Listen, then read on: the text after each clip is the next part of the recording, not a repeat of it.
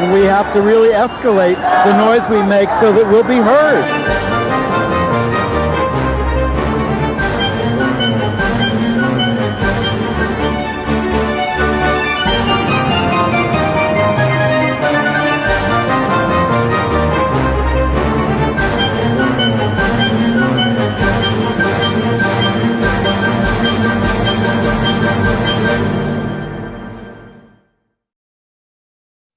I'm Andy Hum. I'm Ann Northrup. And we have a lot of marriage news for you, as usual, but in a first, a religious denomination is suing the state. In this case, North Carolina, challenging the validity of the amendment there, barring same-sex marriage. I think they have a mixed argument there. Yep. But we have a victory for same-sex couples in Alaska. Bad news from the U.S. Navy that booted a seaman for transitioning from woman to man. And bad news from the Boy Scouts yet again, who have denied a summer job to a 19-year-old Eagle Scout who they have discovered is gay. Better news from the U.S. Department of Education, which issued a guidance affording students much more protection from harassment based on gender identity and expression. In local news here in New York, a street in Queens has been dedicated to the founders of PFLAG. The group Queer Nation has launched a new campaign, ENDA is not enough. No, ENDA is not equal. Not equal. Right, oh, I'm sorry. Also, ENDA is not enough. A lot of E's there, and I have my glasses on. Well, Actually, we I have have various my friend George's slogans. glasses on, but go ahead. Really? Go ahead. Why? Because I forgot mine this weekend, and he lent these to me, and it's all right. Okay. On and on. A South African doctor who tortured hundreds of gay soldiers in the 70s and 80s is finally sent to prison in Canada. There's a new CEO at the Gay Men's Health Crisis. Finally, and it was cross-dressing week on Broadway with a new play by Harvey Fierstein and a revival of Hedwig and the Angry Inch, starring Neil Patrick Harris, both Tony nominated. And Daniel Radcliffe is here in New York in the wonderful Cripple of Inishmaan that he did in London, and another Harry Potter alumnus had a show off-off-Broadway. But we start in North Carolina, where there's a very interesting new lawsuit. There are lawsuits all over the United States challenging anti-same-sex marriage laws. But this one in North Carolina, this new one, has been filed by the United Church of Christ and some other clergy from other denominations. And some local same-sex couples. Exactly. And the reason it's unique, again, it's challenging the state amendment against same-sex marriage, but they're saying it violates the religious beliefs of observers who support same-sex marriage and the clergy who want to perform them. Now, there's something special. And this is the entire denomination filing this suit, yes. Which is, by the way, the United Church of Christ is 1 million strong and has about, I think, 1,500 churches or something. Well, there are a couple of aspects to this suit, a couple of arms to it. One is a direct challenge to the anti-same-sex marriage constitutional amendment in North Carolina on the usual equal protection grounds and things like that. But there is a special law in North Carolina that says churches may not perform marriages or ceremonies of union for couples who don't have a marriage license. Mm-hmm. And that you can be penalized for this. Has anyone ever been penalized for this? Not that I know of. I kind of passed a similar one like this in Alabama once. They've been intimidated out of performing some of these ceremonies by the potential consequences of doing so. So rightly, I think the church is saying, you can't tell us we can't perform a ceremony of union. Religious freedom. The right wing, you're always squawking about it. So I think they will win that, but that alone is not going to give them the right to perform marriages that are civilly legal. Right, but they're saying we do this for other heterosexual couples. We should be able to do it. You're violating our religious freedom right. to do it for to do a ceremony of union without a marriage license, but that doesn't. But they are also ministers of the state. That's the problem in this country, is that religious ministers are also ministers of the state in the marriage ceremony. Yes, they sign the license.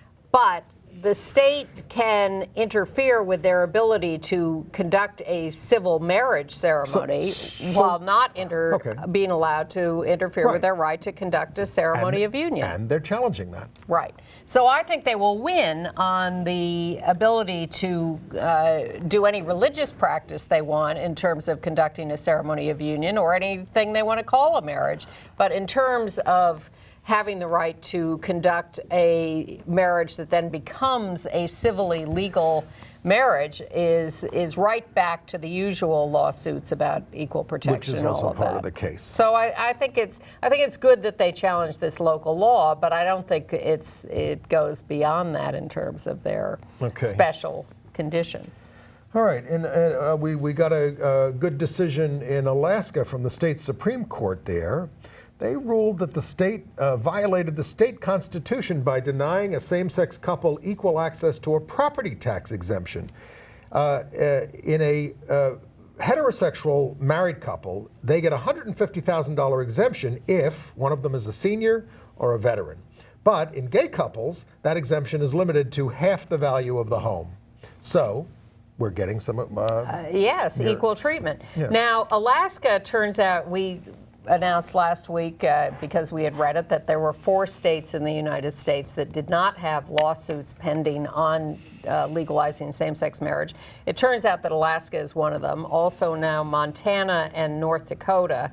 Alaska, Montana, North Dakota, not any southern states, by the way, are the only states now without lawsuits, because the 4th state, South Dakota, now has had a suit filed for 3 couples, some of whom were denied licenses they applied for to marry in South Dakota. One couple has gone to Minnesota and been married legally there by the mayor of Minneapolis, and gone back and applied for recognition of their marriage in South Dakota. So we're now down to just 3 states, Alaska, Montana, and North Dakota.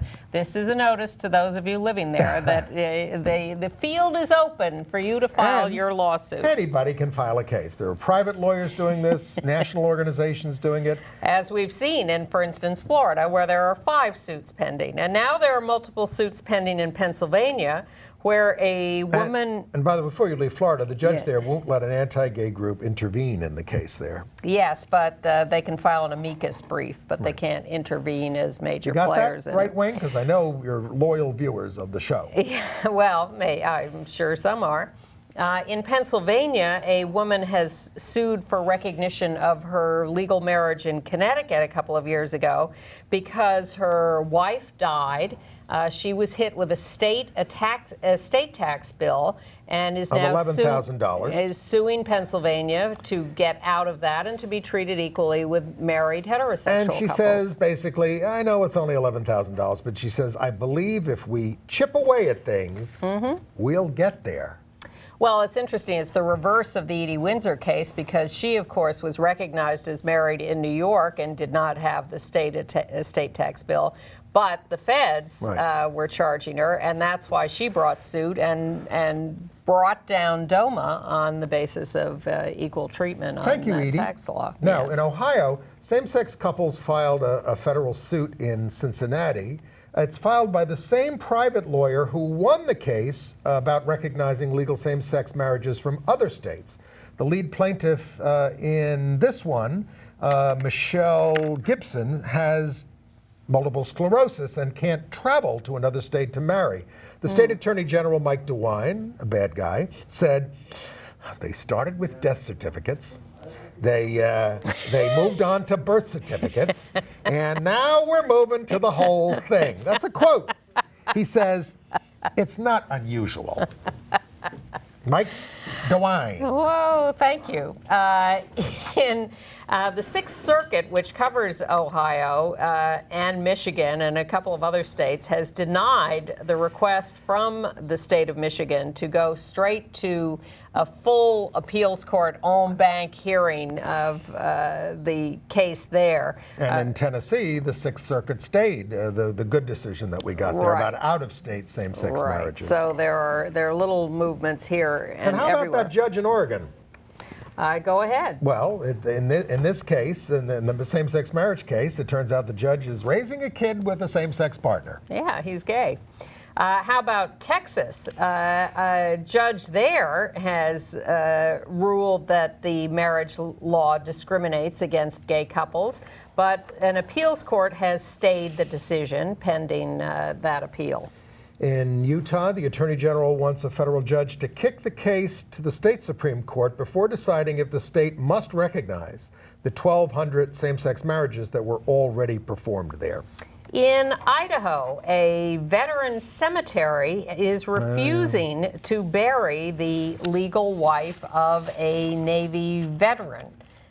They wanted to be buried together. The veteran cemetery is saying no. I suspect that will be appealed too. And in Iowa, one congressional district Republican Party committee dropped their stipulation that marriage is only between a man and a woman. But in Maine, the GOP state party is still opposed to same-sex marriage, which has been legal there for a year now.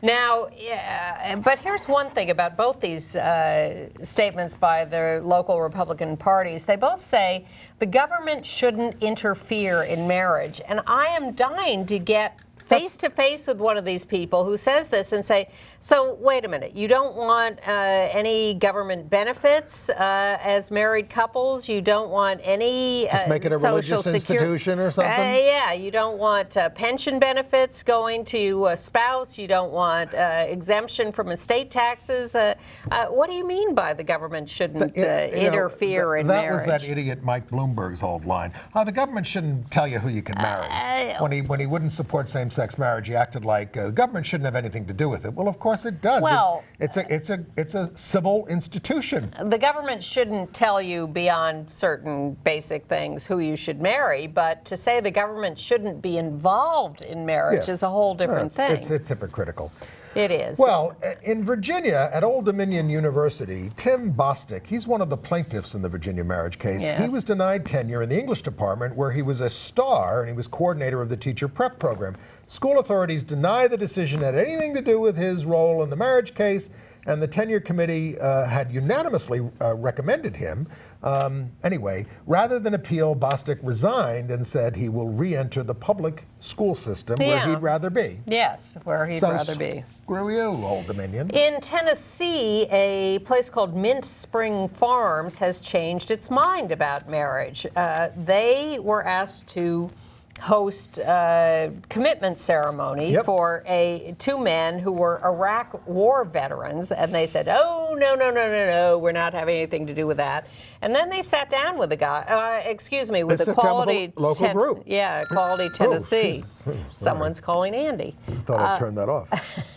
And they had a conversation, and they said, you know what, we've changed our mind. We want to be welcoming to all, and we are now going to welcome people who want to come here and have commitment ceremonies, which is all you can have in Tennessee yet. Please turn your phone off, all right, everybody, while we're talking, okay? Now, there are updates on the Joe Becker book about Chad Griffin and the Prop 8 case.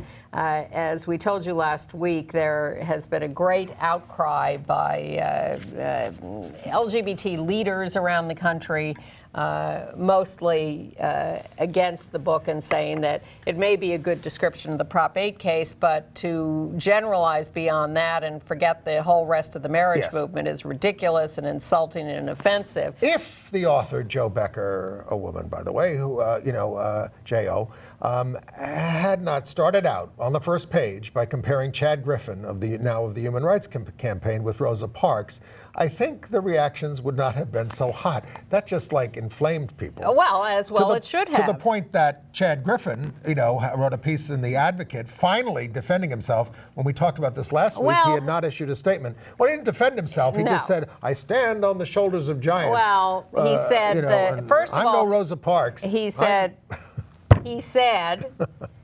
that the criticism had a profound effect on him, and he said, I have nothing in common with the trailblazing courage of Rosa Parks. Sure, and it would have been easy for Joe Becker to write it differently and acknowledge up front that this was just one chapter, one case, but she extrapolated. HRC itself sent a form letter to members who wrote them complaining letters about the book, saying, we recognize everyone's work, we work with everyone. And Becker was supposed to do an event at HRC and canceled out of it, although she is appearing in bookstores. It was a private event. We don't know if she was in there Big or not. donors. She could have come in on the back door. Speaking of HRC, they are now opening offices at a theater near you in Mississippi, Alabama, and Arkansas to bring equality to the South. That sounds a little condescending.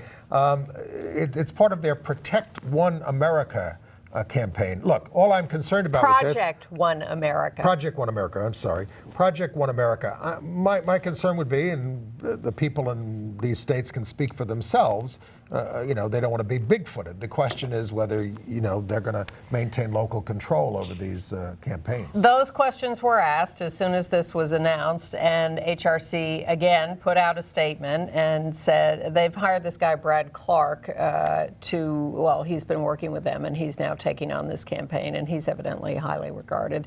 And he put out a statement saying, look, we have been working on this for months. We've been working with local groups. We're working with allies. We're working with the local LGBT activists, and we took a while to announce this because we were putting all that in place. All I have to say is when HRC comes to town, watch your wallet.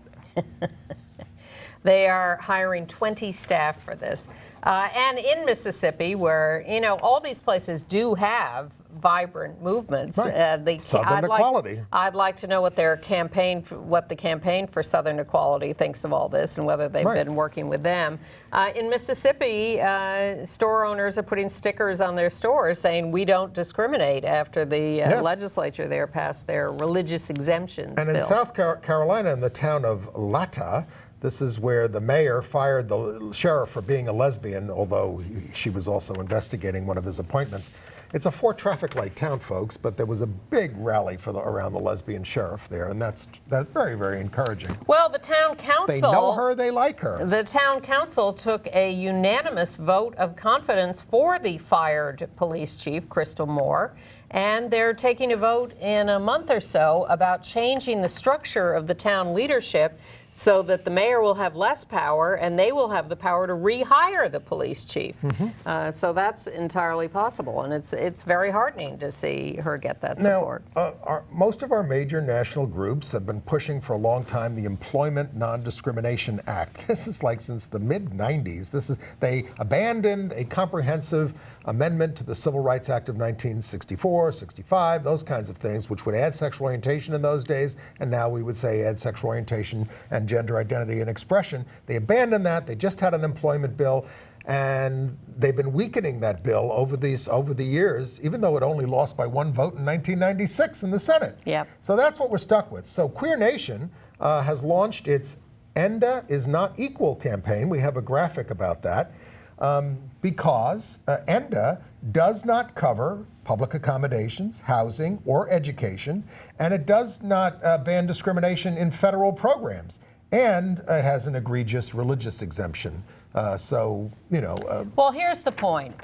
This weakened, bad, backwards, version of, and you might note it's a little provocative by taking the HRC equal sign and putting a red slash through it. This weakened, bad, dangerous version of ENDA has passed the Senate. It awaits a vote in the House. The House, run by Republicans, has said they will not bring it up. Boehner has said we're not taking a vote on this. Meanwhile, the Democrats have been arguing for a vote on it, and they're slowly picking off a Republican or two. They're up to 10, I think. And the president is refusing to do an executive order which would ban this discrimination among contractors, which would cover 25% of the employment in the United States, and keeps saying, we need ENDA, we need ENDA, we need ENDA. But we're saying, ENDA's a bad bill. Well, the other thing about the executive order, which is a better version, is it could also be repealed by the next administration. So it's necessary, we want it, but it's not a final answer. I like our friend Art Leonard's story, the legal scholar, looking at the fact that a federal judge has finally said sex discrimination applies. This has happened months ago. Sex discrimination applies to gays and lesbians, and we could get it through the judiciary. Especially if that does apply across the board to not only employment, but housing, public accommodations, credit, federal programs, whatever.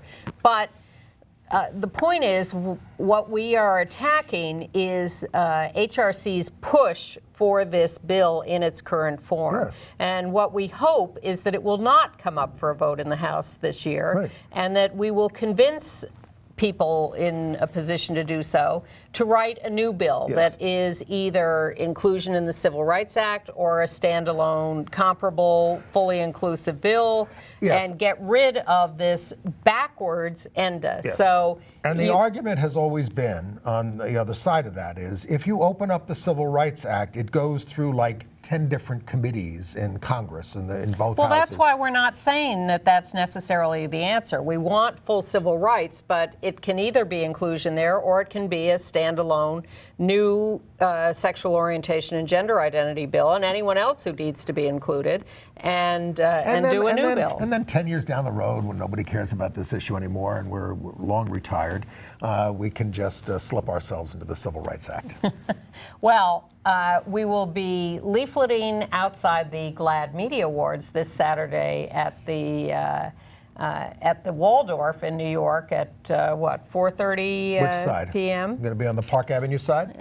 If the police don't interfere with that. And where do I have that? Yeah. Do you have the note on the time on that? No. Oh, no, I don't. Oh, wait, I got it. 4:45 on Saturday at the Waldorf, Park Avenue and 50th Street. To do an educational leafleting campaign, not an argument, not a picket, just hand all those GLAAD attendees the information about why ENDA is a bad idea and needs to not pass in the House and needs to be rewritten in a better form. And you can get more information on this at the queernationni.org website or at the Queer Nation NY Facebook page. Right. Let's talk about the Boy Scouts in Arizona. Okay. We have a picture of this young man here. His name is Garrett Bryant. He's 19. He's a scout. He's an Eagle Scout. Yeah, he writes on Facebook that he's not single or something like that. So some of his friends say, "Oh, what's his name?" And that's how they found out that he's gay. He had been hiding it. He wanted to work in the Scouts. He wanted to take a summer job there. I mean, one of our viewers already wrote me about this and said, he wasn't willing to be out, so that's his problem. What's he associating with this organization for? But it was obviously very important to him, and he needed the summer job. Anyway, they refused to give him the job in the summer camp, and they are saying, "We don't want sex in camp," is their quote on this, which is outrageous. Of course, and nobody should be having sex in camp, even though I guess most people do. Anyway, so the whole issue was he was trying to keep it private. I mean, it's outrageous what they're doing, but it was nice to read in Louisville, Kentucky, their county attorney said you can't fund the Boy Scouts because they still discriminate. And because Louisville has a local law that forbids discrimination on the basis of sexual orientation or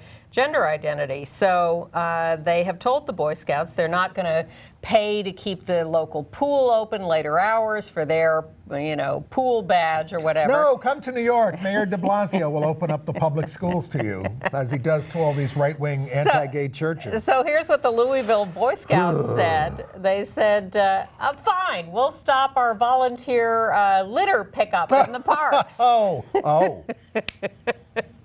Exactly. Well, it's childish. The war is on in Louisville.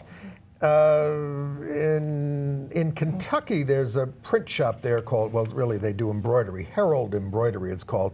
They had a sign outside with a rainbow flag with a slash through it, among other things, and they took that down, but they issued a statement saying, "We will not promote in our embroidery homosexuality, Freemasonry," oh, Catholics are very much against that, I know that, "use of foul language and images which promote immodesty." But they're very happy to have you bring your gun into their store. It's true. Do we have anything to say about this LA Clippers Donald Sterling business? Aside from the fact that there's a rumor that David Geffen wants to buy the team now. Not to mention Magic Johnson, who was HIV positive. Well, the question has been raised about, Brandon Ike and Mozilla, who contributed to the Prop 8 campaign, and how he ended up resigning as the head of Mozilla, versus how people are treating Donald Sterling, and that everyone's very happy to have Donald Sterling forced out, but there was great pushback against gay activists for complaining about Brandon Ike. Conservative gays signed this big letter, saying Brendan Ike had this free speech rights and we're violating them, but they're not saying anything about this guy's free speech. And some people are saying, hey, he didn't even say it publicly; he said it privately, and it was taped. Right. He's a very bad guy. Very bad. Talking about Donald Sterling in a sport which is majority African American, and it became business-wise untenable to have a racist bigot as the head of a team. And he didn't defend himself. He didn't apologize. He didn't do anything. Well, his wife said at the beginning, his estranged wife, first his estranged wife went after him, and then she defended him. Then she said, this doesn't represent his thinking at all, what he said on this tape that was caught and made public. But it also raises the question of where our standards are and who gets caught up and who doesn't. The Orlando Magic, another NBA team, is owned by Rich DeVos of the Amway empire, who is one of the chief funders of anti-same-sex marriage laws and constitutional amendments, has said horrendous things about people with AIDS. And if there were more gay basketball players, that might be an issue. I'm just saying. Well, don't let Mr. DeVos try to, become a sponsor of something in our community. There would be an uproar. Oh, well, believe me, he's not stepping in to be a sponsor of anything in our community. But we hold people accountable in a hit or miss fashion. What's the old expression? It's all whose ox is gored. Absolutely. And we are all, as we have discussed off camera, not entirely unguilty of all sorts of things. In terms of our thoughts, but it's your words and deeds, and if people know about it, and once that tape was released, they knew how blatantly racist he was. Well, but my point is, we know perfectly well about Rich DeVos and his actions and thoughts, he doesn't get criticized or punished. Well, some of it is the way you put it. If so he's against same-sex marriage, and for a lot of people that's still a mainstream position. But if he had said, I don't want those faggots to be able to get married, they're disgusting, that might get him in trouble. Yes, it might not get him forced to sell his team, though. Well, At any rate, Jason Collins has been appointed to the Presidential Council on Fitness, Sports, and Nutrition. See, somebody's going to cut what I just said and take a little piece of that tape and have me saying those bad things and get me fired from this show. No, I don't think so. Well, and the president also appointed an advisory commission on Asian and Pacific Islanders, 14 people, 2 of them are openly gay. We mourn the loss of Giovanni's Room, the oldest gay bookstore in the country. It's closing May 17th in Philadelphia, where it has been forever. The owner thought he could sell it, but it turned out he couldn't, so it's going to disappear. Right.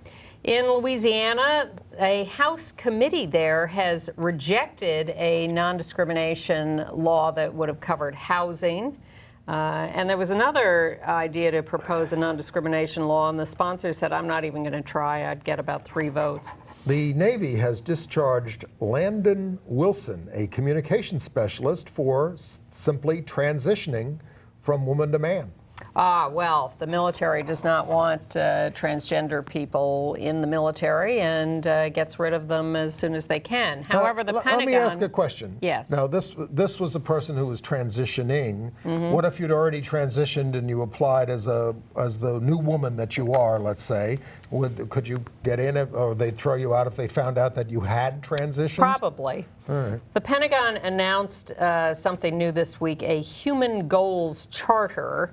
that promotes a culture of inclusion and specifically named lesbian, gay, and bisexual members of the military, but not transgender people, military or civilian employees. You can't even be a civilian employee of the Pentagon and be transsexual or transgender.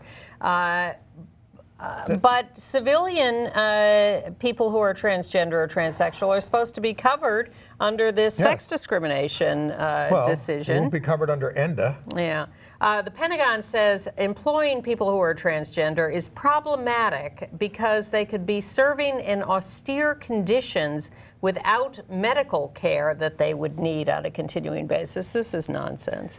The U.S. Department of Education has issued a guidance that, and I'm going to quote, Title IX's sex discrimination prohibition extends to claims of discrimination based on gender identity or failure to conform to stereotypical notions of masculinity and or femininity. And the Office of Civil Rights in the Department of Education accepts such complaints for investigation, unquote. It's part of a larger guidance on combating sexual violence in schools and the launching of a website. I didn't give the control room this, but it's just called notalone.gov with resources for students and schools.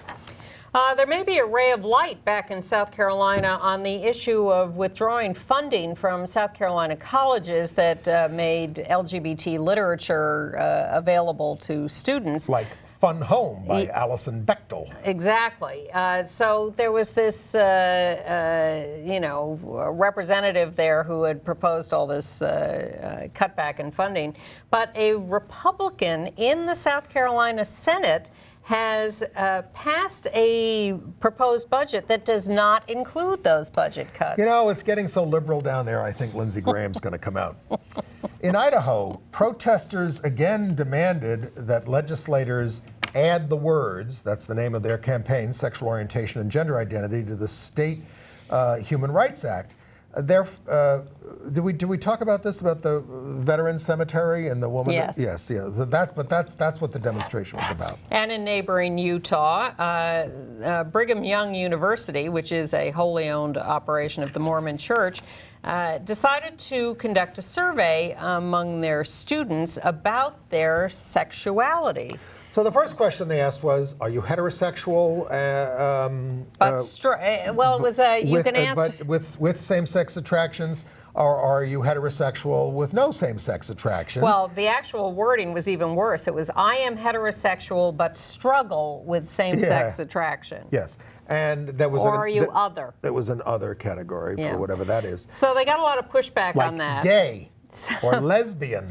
They wrote a second version of it that said, that offered the option, I consider myself homosexual, bisexual, or transsexual. That didn't go over well with a different segment of the population there. So they ended up with a question that says, do you experience same-sex attraction?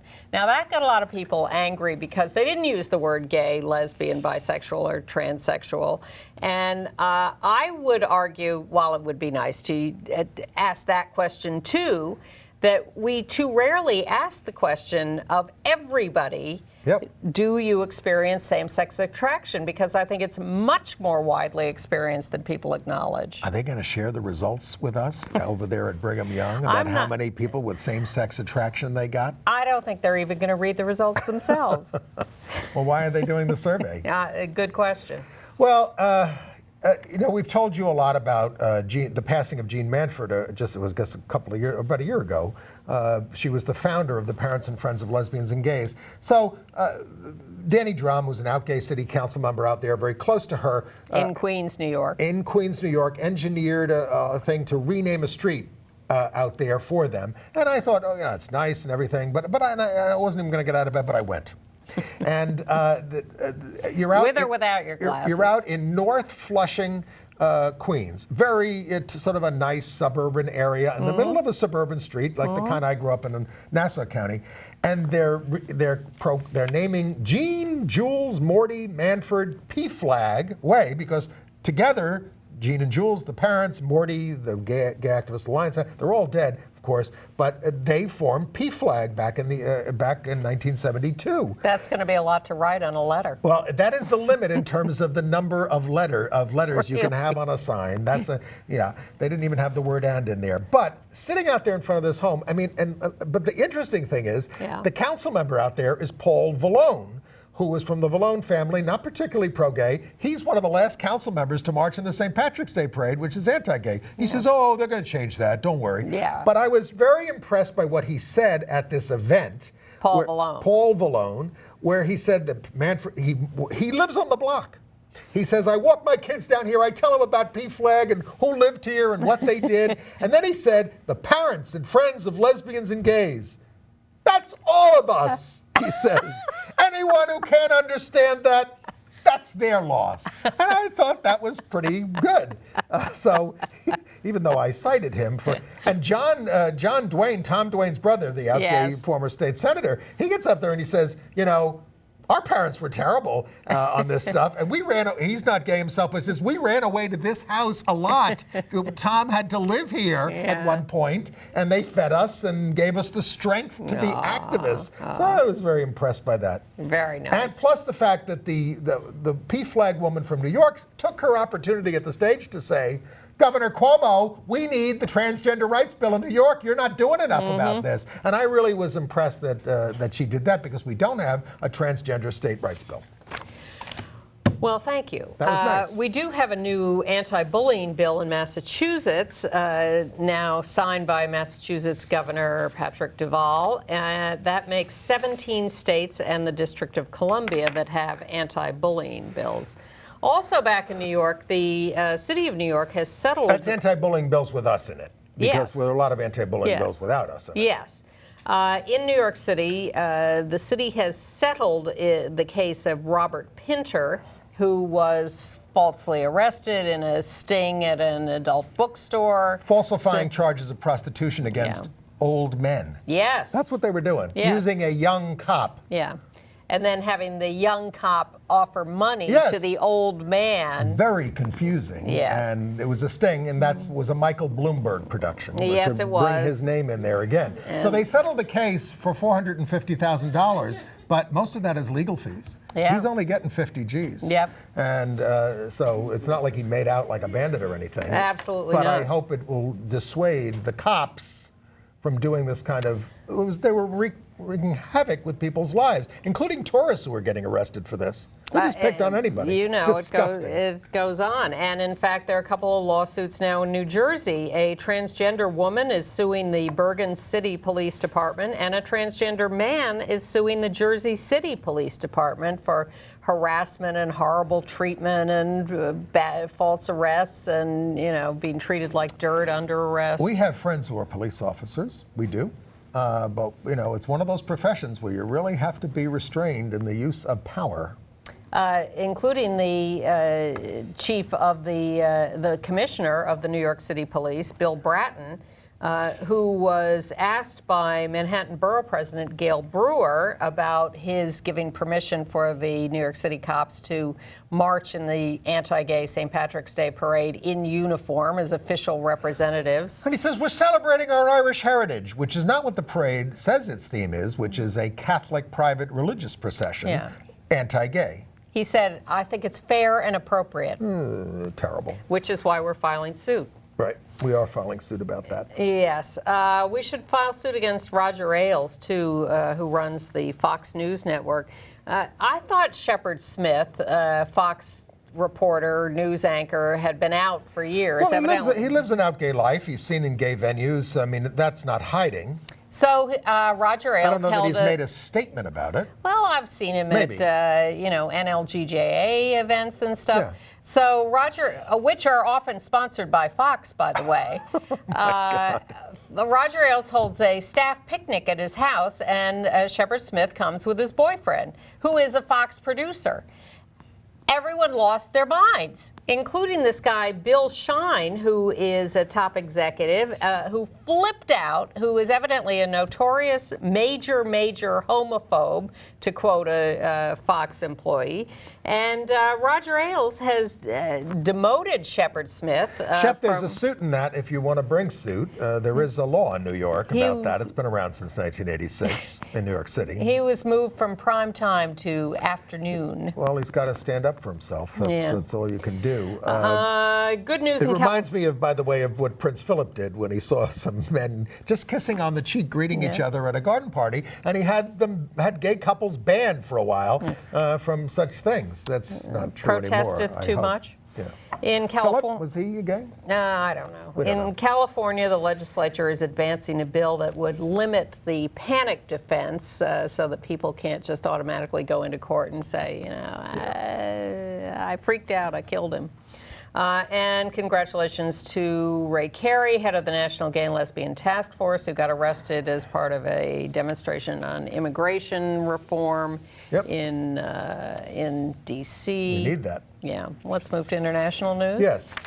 Let's see where we... Terrible story out of Pakistan where a guy admitted that he went on to gay websites and lured gay men and killed them. He tried to get them to convert, to be good and stop doing it, but if they wouldn't do it, he killed them. He killed them. Whew. But he's being prosecuted, thank goodness. Yeah. Which is not what's happening in some parts of the world. I mean, in Uganda, the law against gays and everything. Now they want to bar NGOs from promoting homosexuality, and they want to put a lot of other restrictions on NGOs who the president perceives as a threat, a political threat to him. Yes, they are now forbidden to interfere in local politics. Because he wants total control and rule. And then in Kenya, Ugandan gay refugees are going to Kenya, and even though they have anti-gay laws there too, and they're experiencing anti-gay harassments and violence in the refugee camps in Nairobi. And one of them said, after his experience, "I feel like taking poison." Yeah. Because it's just so hopeless. There was one nice little incident in Uganda. A guy named Neil Gottlieb, who is from California and owns 3 Twins ice cream. We're East Coasters. We're not familiar with that, but that's a clever little name. But he's a mountain climber, and he climbed a picture of him. The highest. Next one. Next picture. He climbed the highest peak in Uganda. There he is. Margarita Peak. And planted a rainbow flag, so that the highest thing in Uganda now is a rainbow flag. And he said to President Museveni, he said, if you don't like it, climb up the mountain and take it down. 16,000 feet. Now, I have to say, Neil, if you really want to be brave, try planting it in downtown Kampala. Yes. But as long as we had that previous picture, let's go back to that. That is a story from Japan, where they held the Tokyo Pride Festival, and the woman in white there on the float is the Abe. wife of the conservative Prime Minister of Japan, Shinzo Abe. And she's known for her liberalism and AIDS work. And she said she had a fun time with smiles.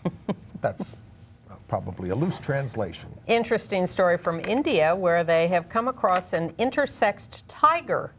The tiger was dead. They were examining it. They noticed anomalous genitalia, and they're doing chromosomal testing to find out about this. As we like to say on this show, it's only natural.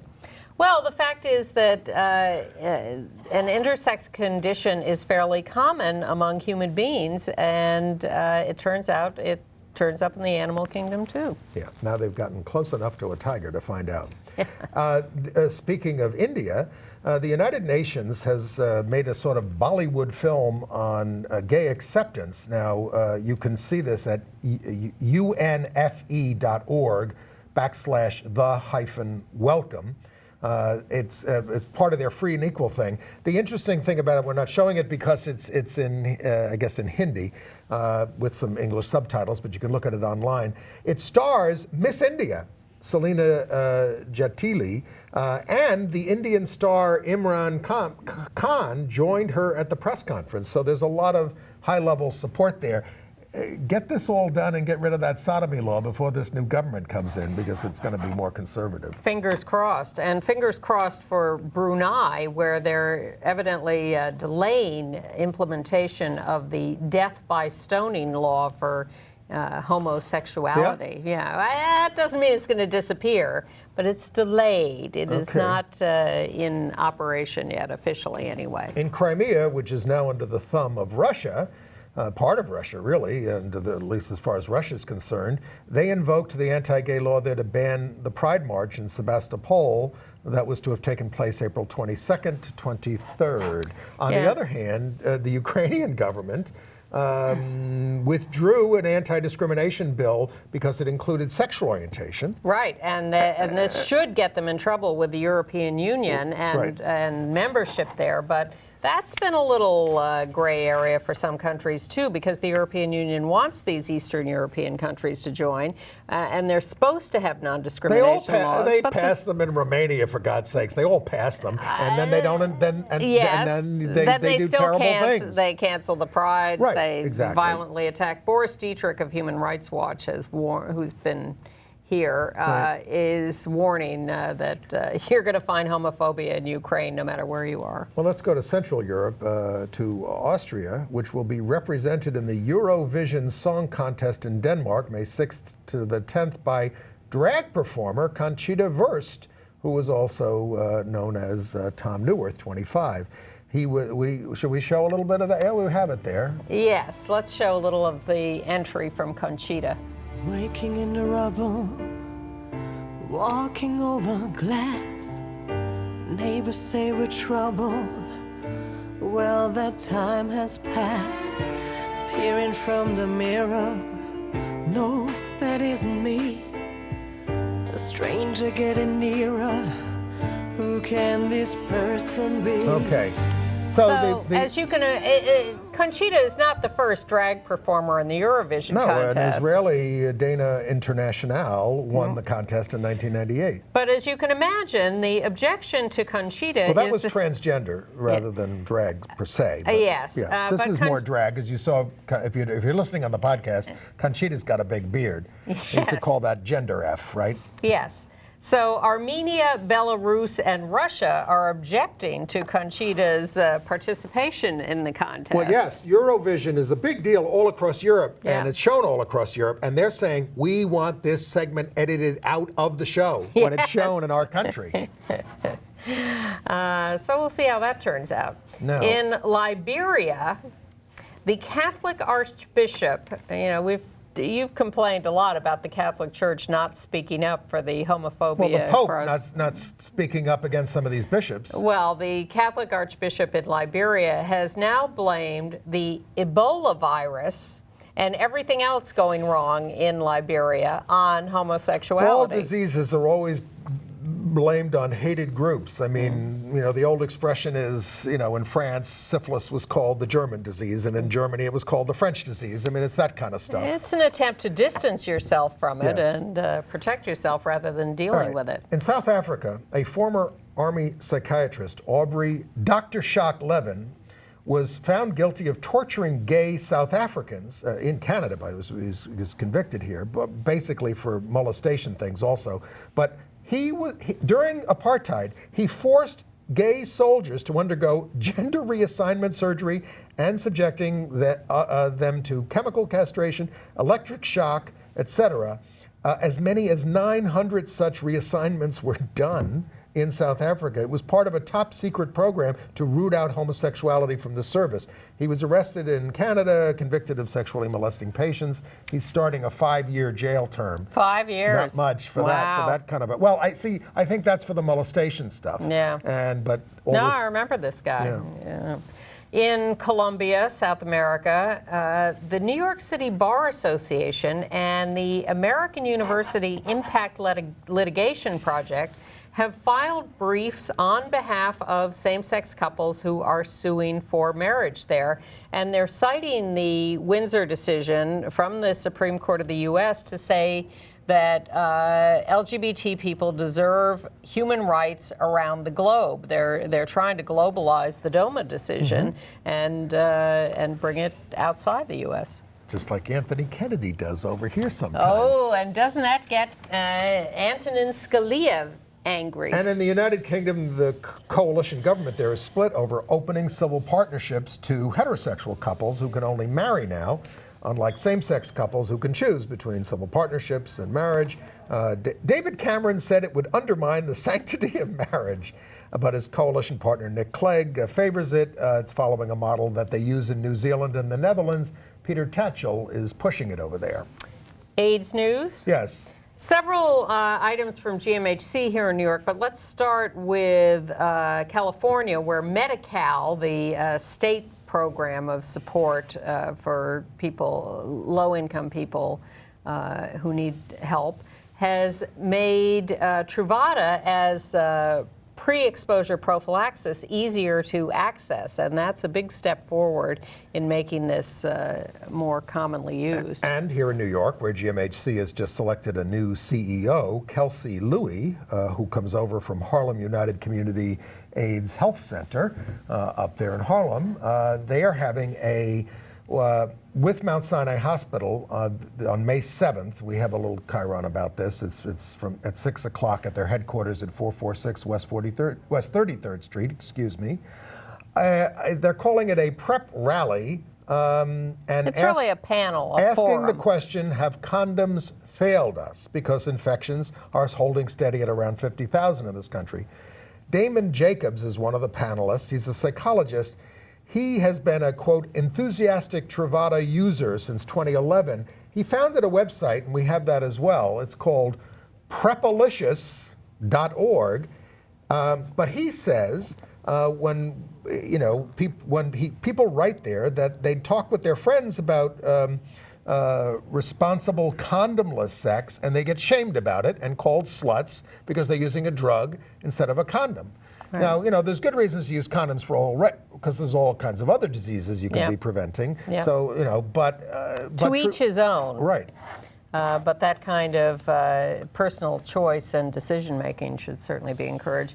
And this guy, Kelsey Louie, is the new head of GMHC. Yes, and a man of color who is very experienced in the AIDS community, and that's considered a good step forward. People seem to be happy about his appointment as the new CEO of GMHC, particularly because there is concern that men of color having sex with men are not being addressed directly enough in the epidemic, and that they are overrepresented in the new infections. Yes, and just to go over that again, the reason that men of color have higher infection rates is because fewer of them are getting tested and into treatment. Mm-hmm. And when you get treatment, you are less likely to be infectious. You are your viral load is suppressed, exactly. And therefore you're less likely to transmit the virus. That's right, and that's the key to getting this. That's the key to this whole campaign.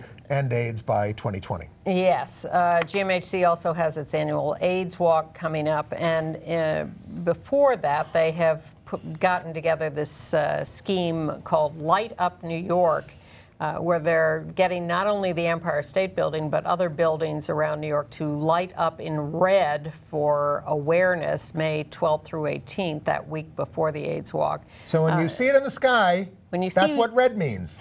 Red buildings around New York. We don't always know what the colors mean on the Empire State Building. Yes, but you although can go there's to a website. Yes, I was going to say. All right, entertainment news. Jodie Foster married her partner, Alexandra Hedison. Yes. Daughter of David Hedison, who you probably don't remember. Nope. Alexandra is an actress and photographer who appeared on The L Word. And they've been together, and so they got married. I'm going to talk about a bunch of plays, but the great out-gay actor Simon Russell Beale from England, his King Lear, which is at the National Theatre in London, is going to be in movie houses around the country May 1st and some other dates after that as part of the NT Live series. It's a very ferocious King Lear. And the Pet Shop Boys are going to premiere a new work about Alan Turing, the Codebreaker, with the BBC Concert Orchestra. Codebreaker during World War II, Yes. you know, protected us from the Nazis. In July at Royal Albert Hall, the work is entitled A Man from the Future. That should be a major production. Now, it was cross-dressing week on Broadway, for at least for me. So Harvey, Were you cross-dressed on Broadway? I'm always in drag. Harvey Fierstein, we're all in drag, that's what I mean. Harvey Fierstein's Tony-nominated we're also talking about the Tony nominations, we've got a picture of this. Casa Valentina, it tackles, get this, heterosexual men who cross-dress at a Catskills resort in 1962. I would call it The Girls in the Band, because it's got a lot of similarities to The Boys in the Band in terms of his thing, but there are solid performances, and I would say there's a lot to chew on in this. Yeah. Because it's, you know, it has to do a lot of explaining. Everybody has to do a lot of explaining about what's going on and everything. So it was interesting. Okay. Neil Patrick Harris is a Interesting enough to go see? Yes. Okay. Neil Patrick Harris is a hit in the Tony-nominated Hedwig and the Angry Inch by John Cameron Mitchell. That's Neil up there, who John Cameron Mitchell, of course, made it a cult classic off-Broadway in a movie. This show and Neil have deeply devoted fans. The woman next to me, right from the start, before it started, it's the overture, she was going. And I'm not objecting to that. I like enthusiasm. And there was a middle-aged guy in front of her doing the exact same thing. And I'm sort of going, I'm not part of the club here, but, you know, it's a bit loud for me, but it's... You'd never seen it, right? I had never seen it, but that's the punk rock business, and he's probably a shoo-in for the Tony. Then I saw Martin McDonagh's Cripple of Inishmaan, which I saw in London with Daniel Radcliffe, and they brought the whole cast over, and these people are brilliant. This I highly recommend. It's a great dark comedy. You will never feel sentimentally about the Irish again after you see this. It's a great production. And then Bill Bowman and I saw Harry Melling. He's another Harry Potter actor. He plays the sort of the doofy-looking guy there in Harry Potter. He wrote and performed this thing called Peddling. He's a peddler at Brits Off-Broadway at 59 East 59th. It's a sort of Beckettian soliloquy, Samuel Beckett, of a down-and-out 19-year-old. I found it quite heartbreaking, and it's only 50 minutes, and it's worth your while. Also on the Tony front, outgay Samuel Barnett was nominated for playing Viola in Twelfth Night, and Stephen Fry, who's outgay, was also nominated for that same show.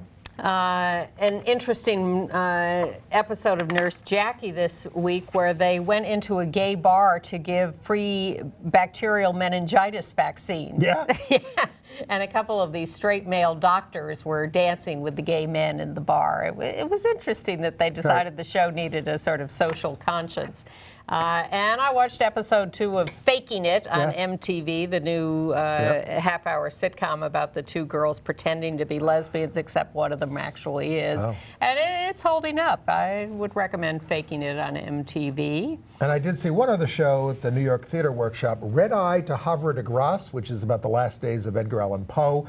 All I will say about it is loud noises occasionally woke me up. I found it very sophomoric. Then I'm reading glowing reviews from other people, and I'm saying, I feel like a bit of a Philistine not getting this, but I thought it was sophomoric. But we so often disagree with the mainstream reviews. Whatever. But we'll be back with more of that next week. So thank you for joining us. We will see you then.